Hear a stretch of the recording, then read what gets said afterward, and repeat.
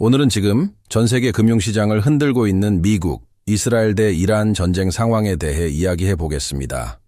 특히 오늘 영상에서는 단순히 전쟁 뉴스가 아니라 투자자가 지금 어떤 판단을 하면 위험한지, 그리고 이번 전쟁이 얼마나 길어질 가능성이 있는지 이 두 가지를 중심으로 이야기해 보겠습니다. 먼저 결론부터 말씀드리겠습니다. 저는 개인적으로 이란이 쉽게 굴복하지 않을 가능성이 높다고 보고 있습니다. 하지만 동시에 이번 전쟁이 반드시 장기전으로 간다고 보지도 않습니다. 왜냐하면 이번 전쟁을 결정짓는 변수는 이란이 아니라 미국, 그리고 특히 이스라엘의 선택이기 때문입니다. 1. 이란은 왜 쉽게 굴복하지 않을까? 먼저 이 질문부터 보겠습니다. 왜 이란은 쉽게 무너지지 않을 가능성이 있을까요?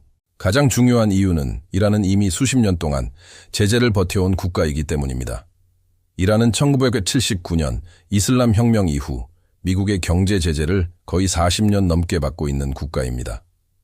그리고 특히 2018년 미국이 핵협정에서 탈퇴한 이후 금융, 석유, 무역 등 거의 모든 부분에서 강력한 제재가 이어졌습니다. 그럼에도 불구하고 이란은 완전히 붕괴하지 않았습니다.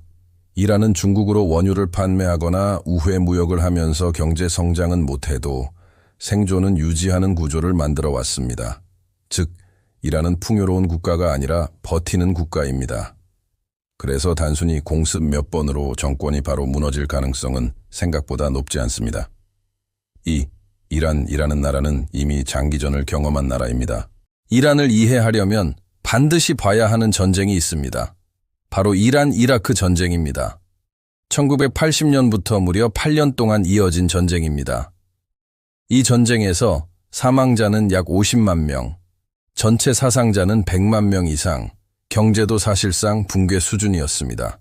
그런데도 이란은 항복하지 않았습니다. 이 전쟁 이후 이란 내부에서는 혁명 수비대라는 강력한 군 조직이 등장했고 국가 시스템 자체가 장기 압박을 버티는 구조로 바뀌었습니다. 그래서 지금 상황에서도 이란이 며칠 만에 굴복한다, 이런 시나리오는 현실적으로 가능성이 높지 않습니다. 3. 지금 시장에서 투자자가 가장 많이 하는 실수, 여기서 중요한 이야기를 하나 해야 합니다. 지금 같은 상황에서 투자자가 가장 많이 하는 실수가 있습니다. 바로 장중 반등을 바닥 신호로 착각하는 것입니다. 예를 들어 보겠습니다. 오늘 시장 이장 중 8%까지 폭락했습니다. 그런데 종가는 5%로 마감했습니다. 그러면 심리가 이렇게 바뀝니다. 생각보다 괜찮네. 최저점에서 3%나 올랐네. 이제 바닥인가? 그래서 매수를 하고 싶은 마음이 생깁니다. 하지만 이건 굉장히 위험한 착각일 수 있습니다. 왜냐하면 지금 시장은 추세 반등이 아니라 공포 완화 반등이 나오는 구간이기 때문입니다.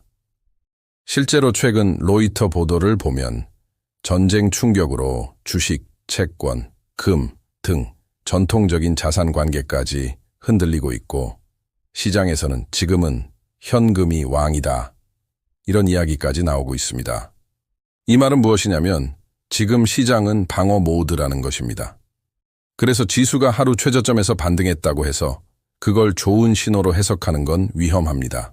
4. 현재 상황은 오히려 더 강경해지고 있습니다. 지금 뉴스 흐름을 보면 상황이 완화되는 것이 아니라 강경해지는 방향에 가깝습니다. 최근 이란은 새 최고 지도자로 모즈타바 하메네이를 선출했습니다. 이건 굉장히 중요한 뉴스입니다. 왜냐하면 이 결정은 미국 압박에 대한 정면 대응 메시지이기 때문입니다. 즉, 협상보다 체제 결속을 선택했다는 의미입니다. 그리고 미국도 강경한 메시지를 내고 있습니다. 트럼프는 무조건 항복이라는 표현까지 사용했습니다. 이건 외교 언어로 보면 상당히 강한 메시지입니다. 그래서 표면적으로 보면 지금 상황은 전쟁이 더 악화되는 방향으로 보입니다. 그런데 여기서 중요한 변수 하나가 있습니다. 바로 트럼프 대통령입니다.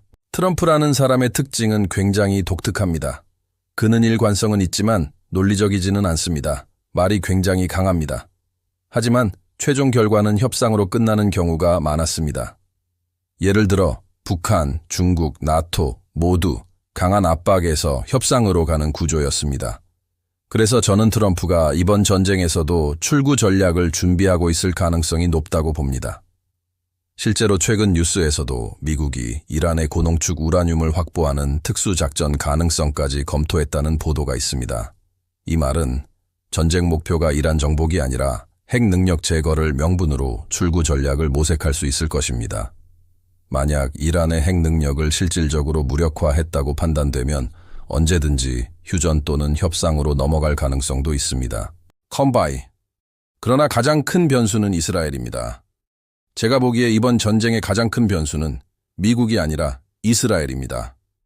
왜냐하면 이스라엘이 어디까지 공격하느냐에 따라 전쟁의 성격이 완전히 바뀔 수 있기 때문입니다. 지금까지는 군사시설 중심이었습니다. 하지만 만약 공격이 정유시설, 에너지 저장시설, 담수화 공장, 전력망 등 이런 곳까지 확대된다면 이건 완전히 다른 전쟁이 됩니다. 이 경우 이란은 호르무즈 해협 유조선, 중동 에너지 인프라 이런 방식으로 대응할 가능성이 있습니다. 그러면 이 전쟁은 단기전이 아니라 에너지 전쟁, 경제 전쟁이 됩니다.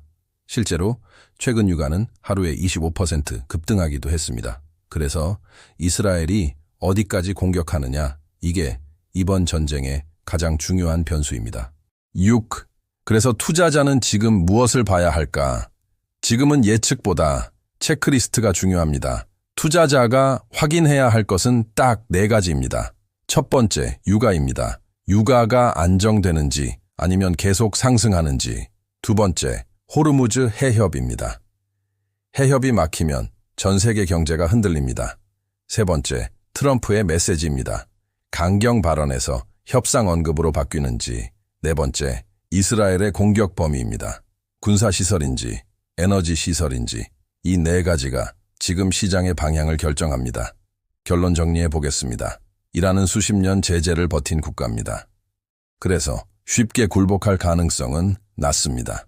하지만 동시에 미국도 이란을 정복할 의지가 크다고 보긴 어렵습니다.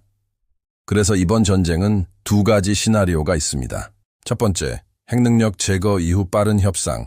두 번째, 에너지 인프라 공격 이후 장기 중동 전쟁.